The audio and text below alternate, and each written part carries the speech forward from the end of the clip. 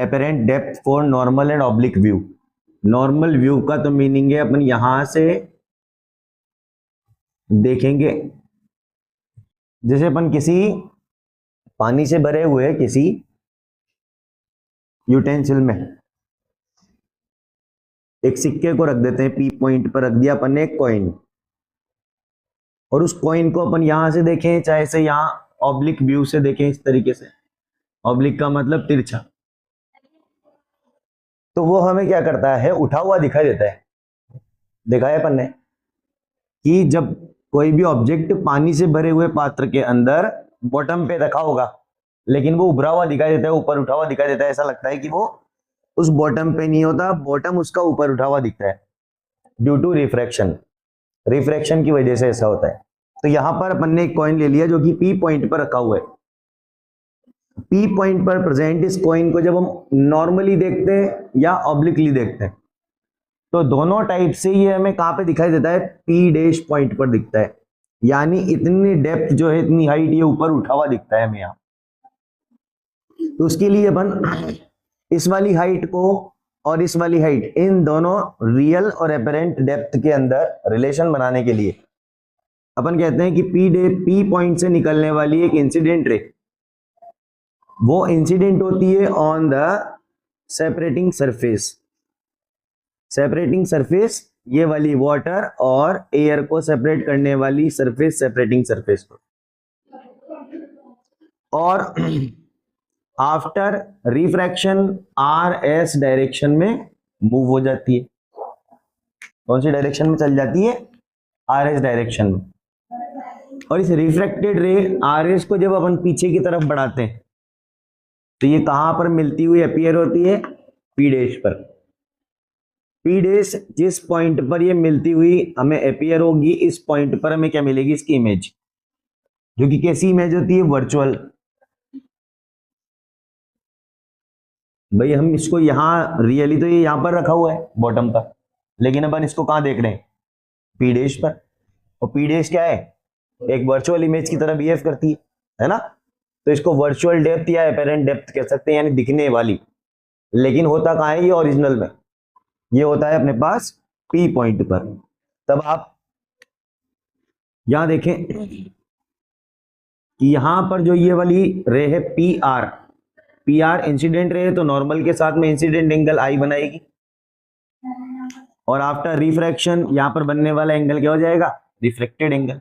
और यहां पर आपने देखा होगा इसको सीधा जाना चाहिए, लेकिन जब लाइट रे डेंसर मीडियम से रेयर मीडियम में जाती है तो क्या करती है, away from the normal move हो जाती है।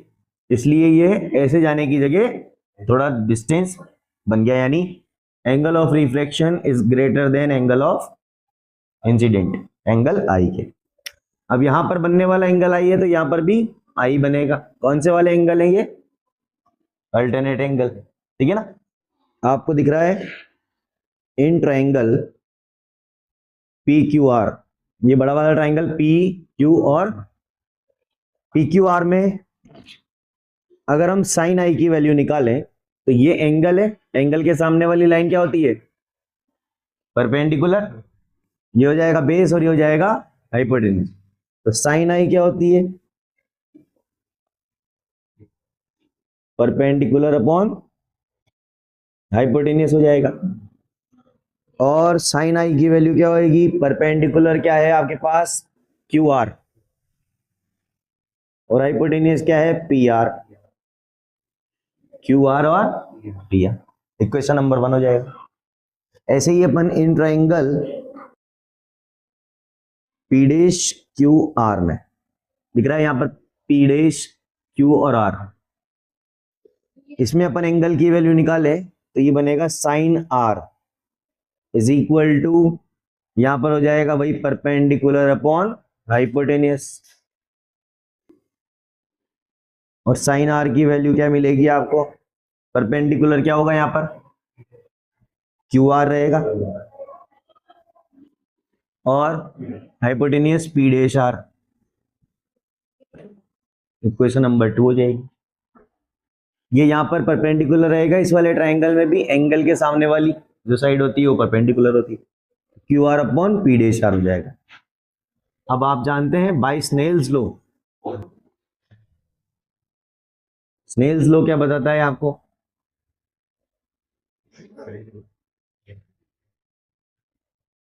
स्नेल्स लॉ बताता है आपको रिफ्रैक्टिव इंडेक्स की वैल्यू। अब आप देखिए यहां पर जो एंगल आई है यानी एंगल ऑफ इंसिडेंट, वो कहां पर है? डेंसर मीडियम में यानी वाटर में, है ना। और एंगल आर कहां पर है? एयर में। तो अपन पहले क्या निकालेंगे? Refractive index of water with respect to air. तो इसकी वैल्यू हो जाएगी refractive index of water with respect to air. अपन म्यू से भी बता सकते हैं और एन से भी बता सकते हैं। W mu A is equal to, जिसके रेस्पेक्ट में निकालते हैं उसको तो नीचे लिखते हैं और जिसके रेस्पेक्ट में होगी उसकी ऊपर लिख देंगे। तो किसके रेस्पेक्ट में निकाल रहे हैं? विद रेस्पेक्ट टू एयर, यानी उसको नीचे लिखेंगे, और जिसकी निकाल रहे हैं उसको ऊपर लिख देंगे। Sine I upon sine R हो जाएगा, ठीक है ना। ये क्या है? Refractive index of water with respect to air. Equation number 3। By equation 1, 2 and 1 और 2 से साइन आई और साइन आर की वैल्यू यहां पे पुट कर दे तो क्या मिलेगा? W mu A is equal आपको मिल जाएगा Q R upon P R, और मल्टीप्लाई इसका क्या हो जाएगा? इनवर्स हो जाएगा। तो P dash R upon Q R, Q R से क्यू आर कैंसिल हो जाएगा, तो W mu A is equal to P dash R upon P R. Equation number 4 हो जाएगी। इन दोनों की जो रिफ्रैक्टिव इंडेक्स है वो एक दूसरे की रिफ्रैक्टिव इंडेक्स के इनवर्स के इक्वल होगी। अगर अपन लिखते हैं यहां पर, ये क्या लिखा हुआ है? Refractive index of water with respect to air. अगर मैं refractive index of air with respect to water लिखूंगा तो इसके इनवर्स के बराबर हो जाएगी वो। तो if the refractive index of air with respect to water अपन लिखते हैं तो क्या मिल जाएगा आपको यहां पर? A mu W is equal to इसका इनवर्स यानी 1 अपॉन डब्ल्यू म्यू ए के इक्वल हो जाएगी, ठीक है ना। ये वाली जो वैल्यू है इसका इनवर्स हो जाएगा यहां पर पहले वाले के लिए। Refractive index of air with respect to water is equal to inverse of refractive index of water with respect to air. ये वाली वैल्यू अपन यहां रख दें तो क्या बन जाएगी? बाय इक्वेशन 4 यहां मिलेगा आपको A mu W is equal to 1 upon करके लिखेंगे, इसका मतलब कि इसका इनवर्स कर दे अपन सीधे, तो यहां पर बन जाएगा P R upon P dash R. सही है कहानी।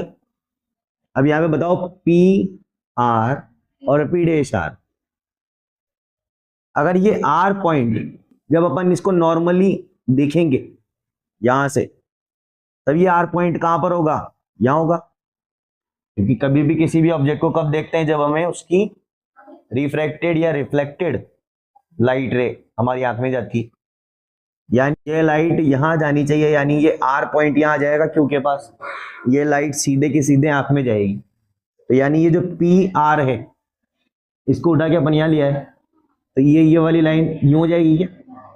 और पी आर किसके बराबर हो जाएगी? पी क्यू के। और पी डैश आर किसके बराबर हो जाएगी? पी डैश क्यू के। सही है कि बात? पी आर बराबर हो जाएगी पी क्यू के और पी डैश आर इक्वल हो जाएगी पी डैश क्यू के। तो यहां पर if point R is located